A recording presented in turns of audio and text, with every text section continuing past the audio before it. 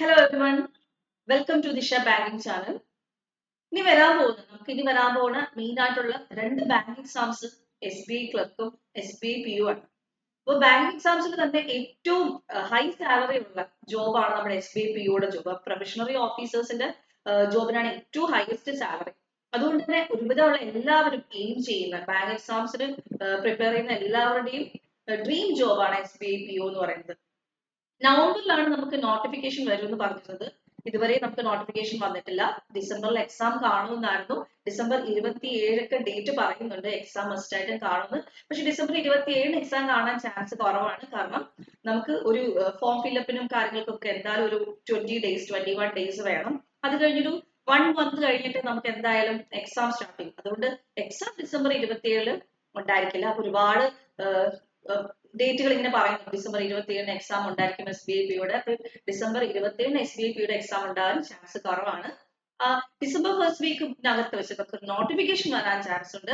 അത് കഴിഞ്ഞൊരു 1 മന്ത് എന്തായാലും നമുക്ക് ഡിസംബറിൽ കാണുന്ന എക്സാം ജനുവരിയിൽ അല്ലെങ്കിൽ ജനുവരിയിൽ കാണുമെന്ന് നമുക്ക് പ്രതീക്ഷിക്കാം കേട്ടോ. POയുടെ exam December first week notification വന്ന് ജനുവരി സ്റ്റാർട്ടിങ് അല്ലെങ്കിൽ നമുക്ക് ഒരു 1 മന്ത് ഗ്യാപ്പിനുള്ളിൽ നമുക്ക് എക്സാം എക്സ്പെക്ട് ചെയ്യാം.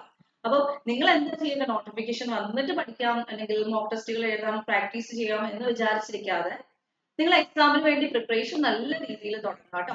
അപ്പൊ ഡിസംബർ 27 ഡിസംബർ 25 എന്ത് വേണമെങ്കിലും നിങ്ങൾ മൈൻഡിൽ സെറ്റ് ചെയ്തിട്ട് പ്രിപ്പറേഷൻ തുടങ്ങിക്കൊള്ളാം. മാക്സിമം മോക്ക് ടെസ്റ്റുകൾ എഴുതി എക്സാം ഓറിയന്റഡ് നമ്മുടെ മെയിൻസിന് വേണ്ടിയിട്ട് പ്രിപ്പയർ ചെയ്ത ഒരു പ്രിലിംസിന് പ്രിപ്പയർ ചെയ്ത് കഴിഞ്ഞാൽ മെയിൻസിന് കൂടെ പ്രിപ്പറേഷൻ സ്റ്റാർട്ട് ചെയ്യാം. നമ്മുടെ DI ഒക്കെ നന്നായിട്ട് നോക്കുക, മെയിൻസിന്റെ ഡേറ്റ ഇന്റർപ്രിട്ടേഷൻ ടൈപ്പ് ഒക്കെ നന്നായിട്ട് നോക്കുക, പ്രിപ്പറേഷൻ നല്ല രീതിയിൽ കൊണ്ടുപോവുക. അപ്പോഴത്തേക്ക് നോട്ടിഫിക്കേഷൻ വരുമ്പോഴും പ്രിലിംസ് കഴിയുമ്പോഴും നമുക്കൊരു ടെൻഷൻ മാക്സിമം ഒഴിവാക്കാൻ പറ്റും.